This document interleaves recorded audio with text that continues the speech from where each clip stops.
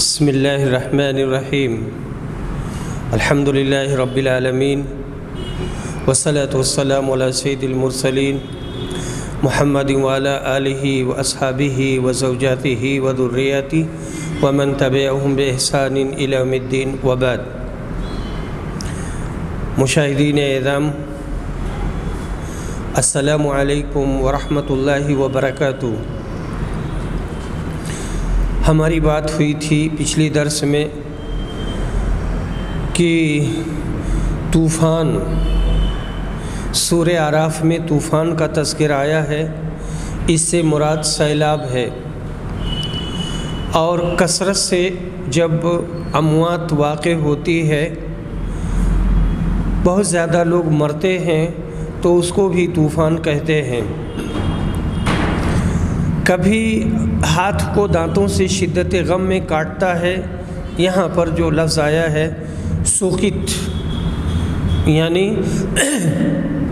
سقط فی یدہ، تو گویا وہ اپنے ہاتھ میں گر پڑا، اپنے ہاتھ کو کاٹنا، شرمندہ ہونا، ناکام ہونا۔ کبھی ہاتھ کو دانتوں سے کاٹتا ہے شدت غم میں، اور کبھی ہاتھ سے دوسری حرکتیں کرتا ہے جو غم و الم کو ظاہر کرتی ہیں۔ سورہ اعراف کی پوری آیت یہ ہے، فَأَرْسَلْنَا عَلَيْهِمُ الطُّوفَانَ وَالْجَرَادَ وَالْقُمَّلَ وَالضَّفَادِعَ وَالدَّمَ آیَاتٍ مُفَصَّلَاتٍ فَاسْتَكْبَرُوا وَكَانُوا قَوْمًا مُجْرِمِينَ۔ یعنی ہم نے فرعونیوں پر طوفان کا عذاب نازل کیا، 1 ہفتہ برابر پانی برستا رہا، یہ قوسین میں ہے ترجمہ، اور ٹڈی دل بھیجا، اور جوئیں اور میڈک بکثرت پیدا ہو گئے، اور خون کا عذاب نازل کیا جو ہماری قدرت کے کھلے ہوئے نشانات تھے۔ ان سب کو دیکھتے ہوئے بھی وہ لوگ متکبر و مجرم ہی بنے رہے۔ ان عذابوں کا ذکر تورات میں بھی آیا ہے، نیز لکھا ہے کہ دریائے نیل کا پانی لہو کی طرح ہو گیا تھا اور تمام مچھلیاں مر گئی تھیں۔ امام بخاری رحمہ اللہ نے یہاں پر انہی سے متعلق چند الفاظ کی وضاحت کی ہے۔ یہاں بات آئی ہے طوفان کی، اور طوفان سے مراد سیلاب ہے۔ ہم جس وقت یہ درس دے رہے ہیں، دنیا کے بہت سارے ممالک میں طوفان ہے اور سیلاب ہے۔ ہندوستان میں بے پناہ بارش ہوئی ہے، سیلاب آیا ہے، اور پتہ نہیں کتنے مکانات گر گئے اور کتنے لوگ مر گئے۔ چائنا اسی کے زد میں ہے، اور وہاں بے حساب پانی برسا ہے، اور انہوں نے بہت زیادہ باندھ بنا کے رکھے تھے، اور پھر ان باندھوں کو کاٹنا پڑا، توڑنا پڑا، خود سے ٹوٹ گئے، اور پورا چائنا پانی میں ڈوب گیا۔ ان کا سب سے مضبوط مکان، ان کی مضبوط بلڈنگیں سب کے سب دھراشائی ہو گئیں اور سب زمیں بوس ہو گئیں۔ امریکہ اسی دقت میں ہے، سعودی عربیہ میں بھی وادیوں میں طوفان آیا ہوا ہے اور سیلاب آیا ہوا ہے، اور چین کے پڑوس میں جو ممالک ہیں وہ بھی اس پانی کے عذاب اور قہر کو جھیل رہے ہیں۔ چائنا کا پانی نیپال میں گیا ہے، نیپال کا پانی پھر ہندوستان کے 2-3 صوبوں میں گیا ہے، جو کافی مشکلات پیدا کر رہا ہے۔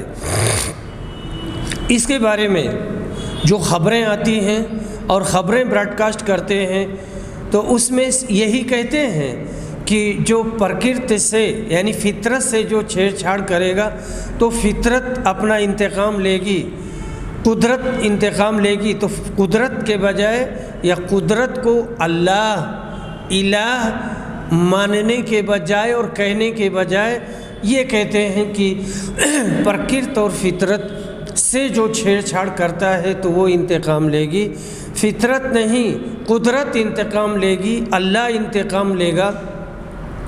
اور جو لوگ غلط کرتے ہیں یہ ہے کہ غلطی کسی بھی نوعیت کی ہو تو کبھی نہ کبھی اس طرح کا عذاب جھیلنا پڑے گا۔ باب حدیث الخضر مع موسیٰ علیہ الصلاۃ والتسلیم، حضرت موسیٰ اور خضر کے واقعات کا بیان۔ حدیث نمبر 3400، عبداللہ بن عباس رضی اللہ عنہما روایت کرتے ہیں کہ حر ابن قیس فزاری سے صاحب موسیٰ کے بارے میں ان کا اختلاف ہوا۔ پھر حضرت ابی بن کعب وہاں سے گزرے تو عبداللہ بن عباس نے انہیں بلایا اور کہا میرا اپنے ان ساتھی سے موسیٰ علیہ السلام کے بارے میں، یعنی موسیٰ علیہ السلام کے جو صاحب تھے اور ساتھی تھے، ان کے سلسلے میں اختلاف ہو گیا ہے، جن سے ملاقات کے لیے موسیٰ علیہ السلام نے راستہ پوچھا تھا۔ کیا رسول صلی اللہ علیہ وسلم سے آپ نے ان کے بارے میں کچھ سنا ہے؟ انہوں نے کہا کہ جی ہاں، میں نے نبی اکرم سے سنا ہے کہ موسیٰ علیہ السلام بنی اسرائیل کی ایک جماعت میں تشریف فرما تھے کہ ایک شخص نے ان سے پوچھا، کیا آپ کسی ایسے شخص کو جانتے ہیں جو اس تمام زمین پر آپ سے زیادہ علم رکھنے والا ہو اور آپ سے بڑا جانکار ہو؟ انہوں نے کہا نہیں۔ اس پر اللہ تعالیٰ نے موسیٰ پر وحی نازل کی کہ کیوں نہیں، ہمارا بندہ خضر ہے۔ موسیٰ علیہ السلام ان تک پہنچنے کا راستہ پوچھا۔ موسیٰ علیہ السلام نے پوچھا کہ ہم ان تک کیسے جائیں گے، راستہ کیا ہے؟ انہیں مچھلی کو اس کی نشانی کے طور پر بتایا گیا اور کہا گیا کہ جب مچھلی گم ہو جائے تو جہاں گم ہوئی ہو وہاں آ جانا، وہیں ان سے ملاقات ہوگی۔ چنانچہ موسیٰ علیہ السلام دریا میں سفر کے دوران مچھلی کی برابر نگرانی کرتے رہے۔ پھر ان سے ان کے رفیق سفر نے کہا کہ آپ نے جانا نہیں، جب ہم چٹان کے پاس ٹھہرے تو میں مچھلی کے متعلق آپ کو بتانا بھول گیا تھا اور مجھے شیطان نے اسے یاد رکھنے سے غافل کیا۔ موسیٰ علیہ السلام نے کہا کہ اسی کی تو ہمیں تلاش ہے، اسی مقام پر تو ہم جا رہے تھے۔ چنانچہ یہ بزرگ اسی راستے سے پیچھے کی طرف پلٹے اور حضرت خضر علیہ السلام سے ملاقات ہوئی۔ ان دونوں کے ہی وہ حالات ہیں جنہیں اللہ تعالیٰ نے اپنی کتاب میں بیان کیا ہے۔ قرآن مجید کی سورہ کہف میں حضرت خضر اور حضرت موسیٰ کی اس ملاقات کا ذکر تفصیل سے آیا ہے۔ وہاں مطالعہ کرنے سے معلوم ہوگا کہ بہت سے ظاہری امور قابل اعتراض نظر آ جاتے ہیں، مگر ان کی حقیقت کھلنے پر ان کا حق ہونا تسلیم کرنا پڑتا ہے۔ اس لیے فتویٰ دینے میں ہر پہلو پر غور کرنا ضروری ہوتا ہے، اس کو چھان پھٹک کر کے تب بتانا چاہیے یا لکھنا چاہیے۔ حدیث نمبر 3401، سعید بن جبیر کہتے ہیں کہ میں نے ابن عباس سے کہا کہ نوب بکالی یہ کہتے ہیں کہ موسیٰ صاحب خضر بنی اسرائیل کے موسیٰ نہیں ہیں، بلکہ وہ دوسرے موسیٰ ہیں۔ حضرت ابن عباس نے کہا کہ دشمن خدا نے بالکل غلط بات کہی ہے، ان سے چوک ہو گئی ہے۔ حضرت ابی بن کعب نے نبی صلی اللہ علیہ وسلم سے روایت کرتے ہوئے ہم سے بیان کیا کہ موسیٰ بنی اسرائیل کھڑے ہو کر تقریر کر رہے تھے کہ ان سے پوچھا گیا کہ کون سا شخص سب سے زیادہ علم والا ہے. انہوں نے کہا کہ میں. اس پر اللہ تعالیٰ نے ان پر عتاب فرمایا کیونکہ انہوں نے علم کی نسبت اللہ کی طرف نہیں کی. اللہ تعالیٰ نے ان سے کہا کیوں نہیں میرا ایک بندہ ہے جہاں دو دریا آ کر ملتے ہیں وہاں رہتا ہے اور تم سے زیادہ علم والا ہے. انہوں نے کہا اے رب العالمین میں ان سے کس طرح مل سکوں گا. سفیان نے اپنی روایت میں یہ الفاظ بیان کیے کہ اے رب وکیف لی بہ، یعنی ہم ان تک کیسے پہنچ سکتے ہیں اور ان سے کیسے ملاقات ہو سکتی ہے. اللہ نے کہا کہ ایک مچھلی پکڑ کر اسے اپنے تھیلے میں رکھ لینا، جہاں وہ مچھلی گم ہو جائے بس میرا وہ بندہ وہیں تم کو ملے گا. چنانچہ موسیٰ نے مچھلی لے لی اور اسے ایک تھیلے میں رکھ لیا. پھر وہ اور ایک ان کے رفیق سفر یوشع بن نون روانہ ہوئے. جب یہ چٹان پر پہنچے تو سر سے ٹیک لگائی. موسیٰ کو نیند آ گئی اور مچھلی تڑپ کر نکلی اور دریا کے اندر چلی گئی اور اس نے دریا میں اپنا راستہ بنا لیا. اللہ تعالیٰ نے مچھلی سے پانی کے بہاؤ کو روک دیا اور وہ محراب کی طرح ہو گئی، پانی ملتا نہیں تھا. انہوں نے واضح کیا کہ یوں محراب کی طرح جیسے محراب ہوتا ہے، ہاتھ سے اشارہ کر کے بتایا. پھر یہ دونوں اس دن اور رات کے باقی حصے میں چلتے رہے.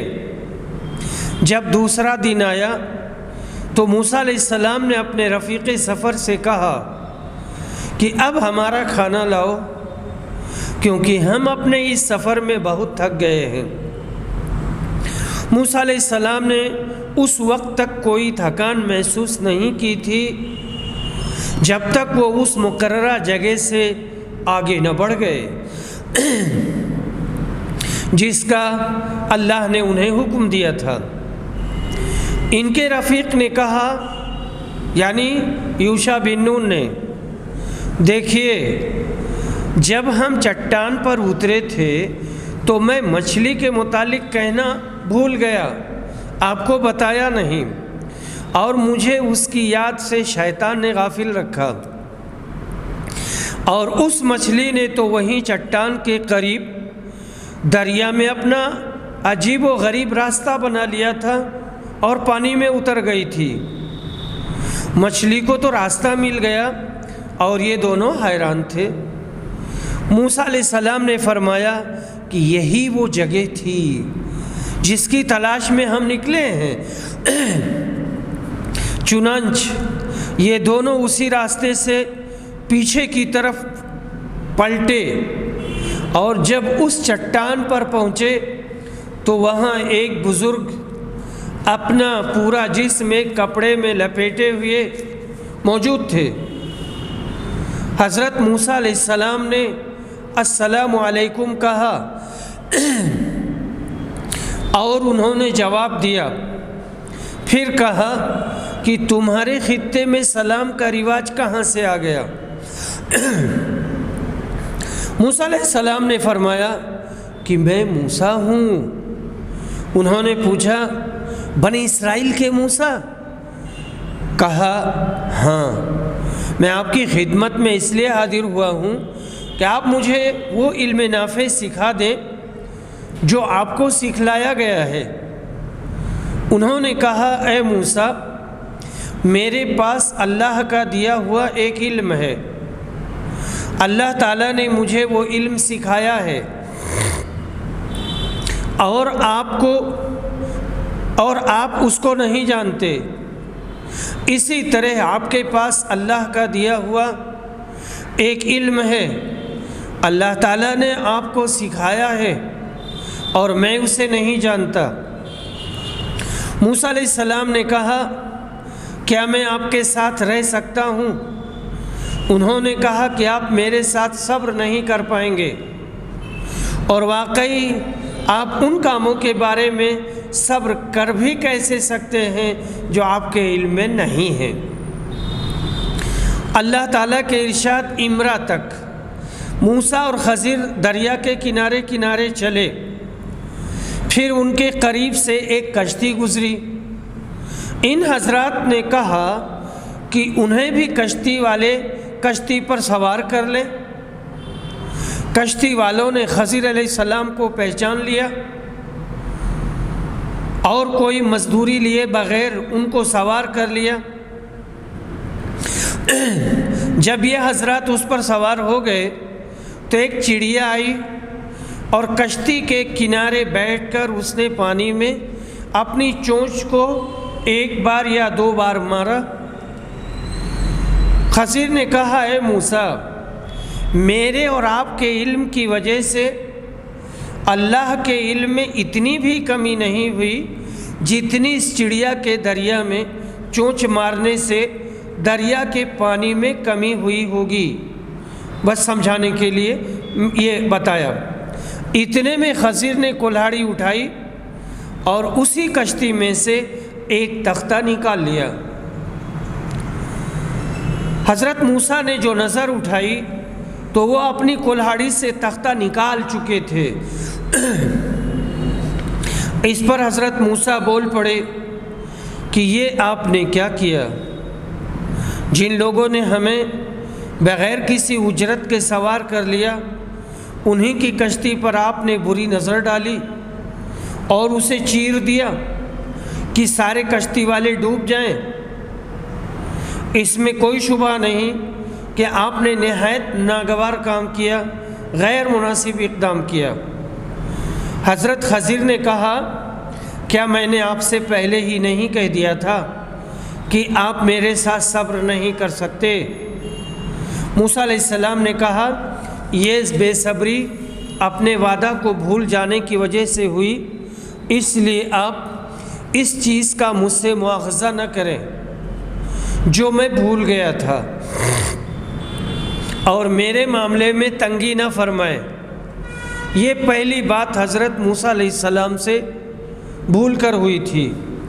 پھر جب دریائی سفر ختم ہوا تو ان کا گزر ایک بچے کے پاس سے ہوا جو دوسرے بچوں کے ساتھ کھیل رہا تھا۔ حضرت خضر نے اس کا سر پکڑ کر اپنے ہاتھ سے دھڑ سے جدا کر دیا، جسم سے اس کے سر کو کھینچ لیا اور الگ کر دیا۔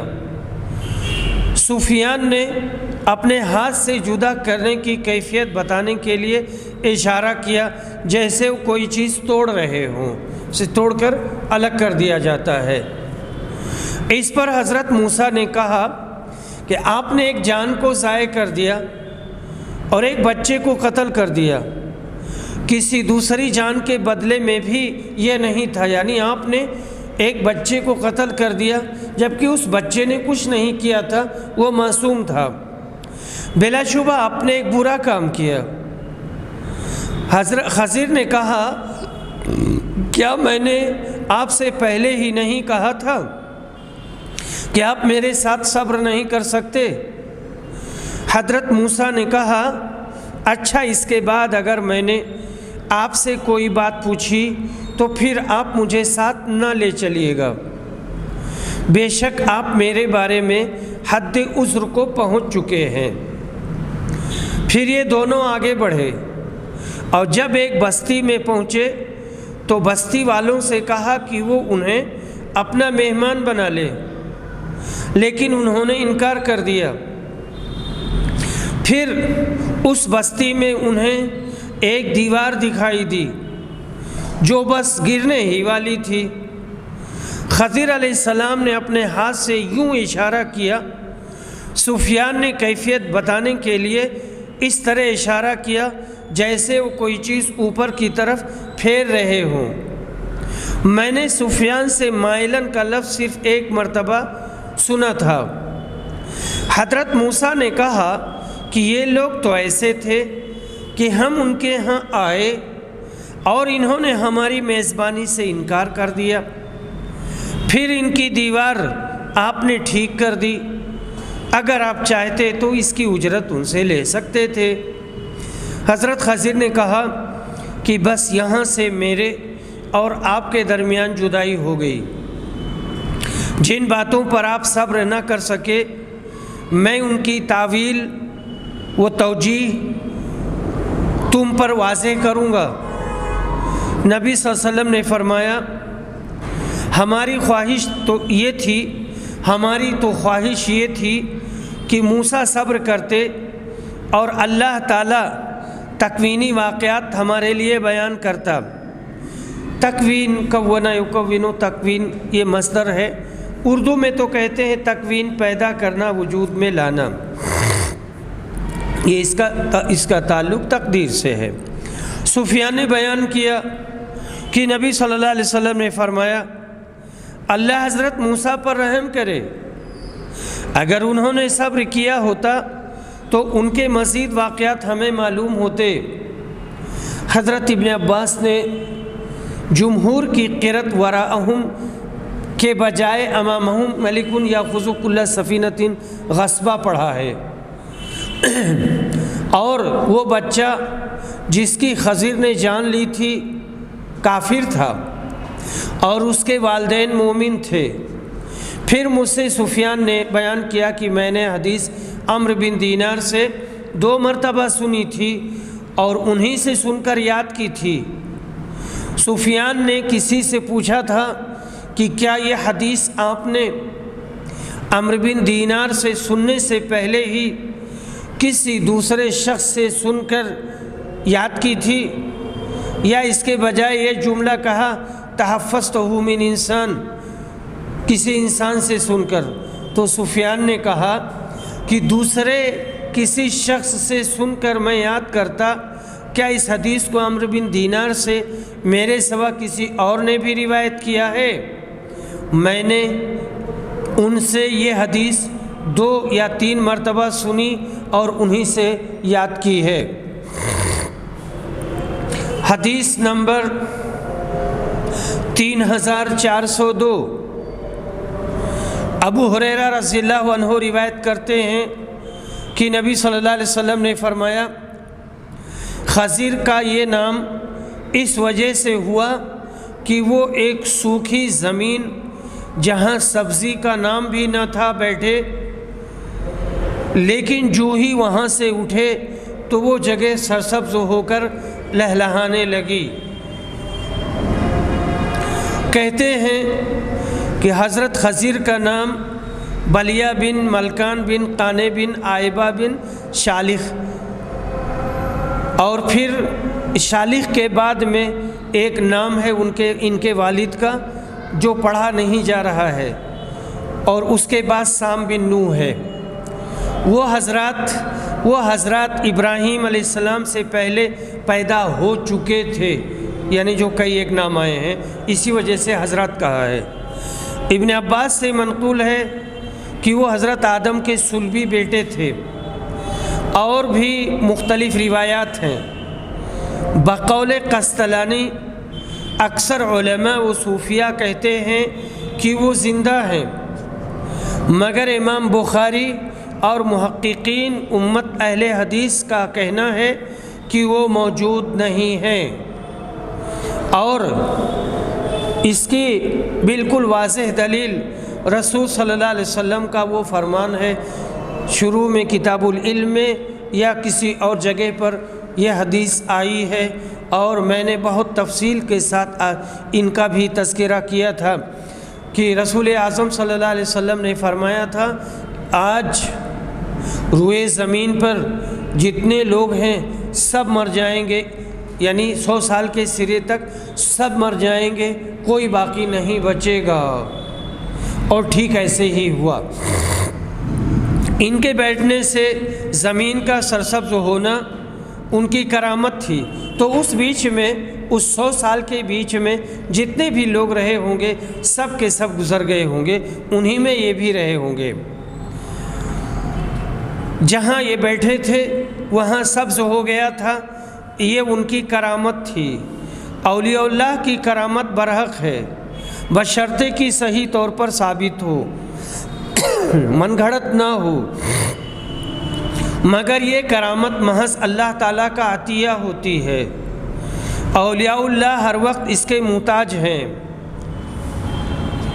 روایت میں جس شخص نوفل بقالی کا ذکر ہے، نوف بقالی ہے، یہاں نوفل لکھا ہوا ہے، وہ نوف ہے، نوف بقالی کا ذکر ہے، اہل دمشق کے ایک فاضل تھے، اور یہ بھی مروی ہے کہ یہ کعب احبار کا بھتیجا تھا۔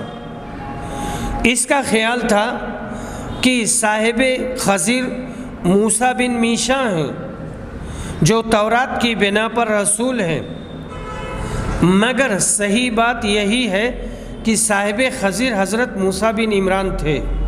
مجمع البحرین جس کا ذکر ہے وہ جگہ ہے جہاں بحر فارس اور بحر روم ملتے ہیں۔ مچھلی جو ناشتہ کے لیے ساتھ میں بھون کر رکھی گئی تھی، جب حضرت موسیٰ اسے ہمراہ لے کر صخرہ کے پاس پہنچے تو وہاں آب حیات کا چشمہ تھا، جس سے وہ مچھلی زندہ ہو کر دریا میں کود گئی۔ حضرت خضر کے کاموں پر حضرت موسیٰ کے اعتراضات ظاہری حالات کی بنا پر تھے۔ حضرت خضر نے جب حقائق کا اظہار کیا تو حضرت موسیٰ کے لیے بجز تسلیم کے کوئی چارہ نہیں تھا۔ باب قیل لبنی اسرائیل ادخلوا الباب سجدا وقولوا حطہ۔ بنی اسرائیل سے کہا گیا کہ دروازے میں سجدہ کرتے ہوئے اور یہ کہتے ہوئے داخل ہوں، یا اللہ ہم کو بخش دے۔ حدیث نمبر 3403 متفق علیہ۔ ابو ہریرہ رضی اللہ عنہ روایت کرتے ہیں، کہتے ہیں کہ رسول صلی اللہ علیہ وسلم نے فرمایا، بنی اسرائیل کو حکم ہوا تھا کہ بیت المقدس میں سجدہ و رکوع کرتے ہوئے داخل ہوں اور یہ کہتے ہوئے کہ یا اللہ ہم کو بخش دے، لیکن انہوں نے اس کو الٹا کیا اور اپنے چوتڑوں کے بل گھسیٹتے ہوئے داخل ہوئے، چوتڑوں کے بل گھسٹتے ہوئے داخل ہوئے اور یہ کہتے ہوئے حبۃ فی شعرہ، یعنی بالیوں میں دانے خوب ہوں، اسی حالت اور کیفیت میں داخل ہوئے۔ پروردگار سے ٹھٹھا کے طور پر یہ کہنا شروع کیا تو اللہ کے غضب میں گرفتار ہوئے۔ حدیث نمبر 3404۔ ابو ہریرہ رضی اللہ عنہ روایت کرتے ہیں کہ رسول صلی اللہ علیہ وسلم نے فرمایا، موسیٰ بڑے ہی شرم والے اور بدن ڈھانپنے والے تھے، بڑے شرمیلا تھے، ان کی حیا کی وجہ سے ان کے بدن کا کوئی حصہ بھی نہیں دیکھا جا سکتا تھا۔ بنی اسرائیل کے جو لوگ انہیں اذیت پہنچانے کے درپے تھے وہ کیوں باز رہ سکتے تھے؟ ان لوگوں نے کہنا شروع کیا کہ اس درجہ بدن چھپانے کا اہتمام صرف اس لیے ہے کہ ان کے جسم میں عیب ہے یا کوڑ ہے یا ان کے خصیتین بڑھے ہوئے ہیں یا پھر کوئی اور بیماری ہے۔ ادھر اللہ تعالیٰ کو یہ منظور ہوا کہ موسیٰ کی ان حفوات سے پاکی دکھلائے۔ ایک دن حضرت موسیٰ اکیلے غسل کرنے کے لیے آئے اور ایک پتھر پر اپنے کپڑے رکھ دیے، پھر غسل شروع کیا۔ جب فارغ ہوئے تو کپڑا اٹھانے کے لیے بڑھے، لیکن پتھر ان کے کپڑوں سمیت بھاگنے لگا۔ حضرت موسیٰ نے اپنا عصا اٹھایا، لاٹھی لی اور پتھر کے پیچھے دوڑے۔ یہ کہتے ہوئے کہ پتھر میرا کپڑا دے۔